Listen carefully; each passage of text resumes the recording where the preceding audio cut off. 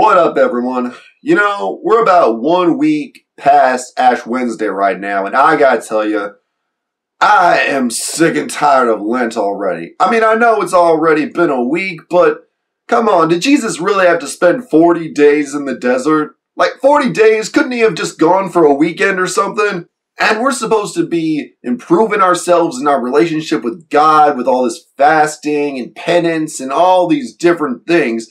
And really, it's just bumming me out. I'm really sick of it. I want to go back to the way things were. And we're supposed to be praying. I'm just like, man, where does it even say in the Bible that we have to worship the Lord at all times? I mean, where does it even say that? It doesn't say that, right? Because that's ridiculous. That's ridiculous. But I don't want to look weak in front of all my church people and make it look like I'm not winning Lent, which I want to do. I want to win Lent.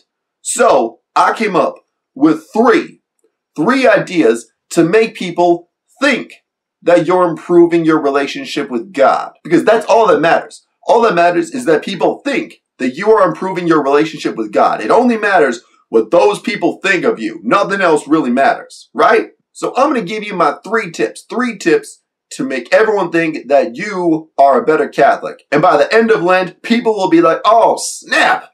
This person is the best disciple since Peter. And Peter never messed up, right? Right?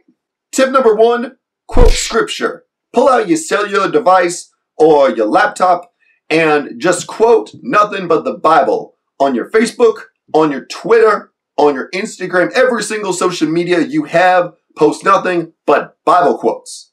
And pick any Bible quotes you want, but I recommend picking quotes from some of the lesser known books like Job or 2nd Maccabees. But what if I pick a quote and I don't fully understand it? It's okay, because guess what? No one else is going to understand it either. I mean, really, who has time to sit down and read and interpret the Bible? I mean, no one. No one, right? That takes way too much time. Who does that? Keep this up until the end of Lent, and everyone will be like, oh, snap! This person's Bible game is on point. My second piece of advice, take the seat of honor. When you go to church, and you will have to go to church, like once a week. Once a week is fine. Just go to church once a week. When you go to church, make sure that you are sitting in the very front row of the church. You are sitting right in front of the priest. He can see you. Everyone else can see you. They know that you are there.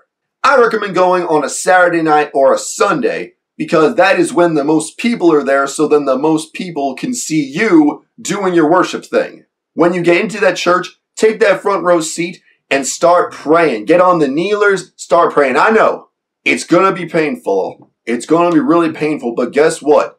Everyone is going to see you being devout and holy, and they're going to be like, wow, this is such a holy and devout person. If you want to, you could even throw a couple extra expressions in there. You could throw your hands in the air a couple times, be like, Lord, Lord, protect me, Lord, or how great is our God, anything like that. So everyone's like, man, this person is in tune with the Spirit. Now you may be like, wait a minute, I don't want to sit there in a church and pray for 20 minutes straight. Why would I do that? It's okay. Just do what I do. Just fold your hands and start reciting Eminem lyrics. There's vomit on a sweater already. Mom's spaghetti. Now, when you go to church, everyone's going to look at you and think, man, I wish I was as holy a person as that man sitting in the front row. My final piece of advice is this. Condemn. You might want to brush up on these things called the 10 Commandments. They're these laws that God handed down to Moses in the Old Testament, and we're supposed to be following all these rules like love the Lord your God and thou not covet someone else's pizza, something like that, something along those lines. If you need to, write them down on your arm, but make sure that you have those things down pat. So when you see someone breaking one of those laws, you can call them out on it. It could be a big law, it could be something small, but just make sure that when someone does screw up, you are there to point out that they have broken a law of the Lord. And also, it's not enough to make sure that they know that they've screwed up. You got to make sure that everyone else around them knows that that person has messed up. Doesn't matter how public it is. You condemn them right there, right now. You point out their flaw. You point out that they have broken a law and they should be ashamed of themselves. Now, if you screw up and someone comes at you condemning you, well, you just condemn them back. They say you did something wrong. You say they did something wrong. You just got to make sure that whatever they did is worse than what you did. Huh? So those are my 3 tips for making everyone think that you are a better Catholic. I know, we've got a couple more weeks of Lent left. But if we keep this up, make everyone think that we are holy, we are set for life.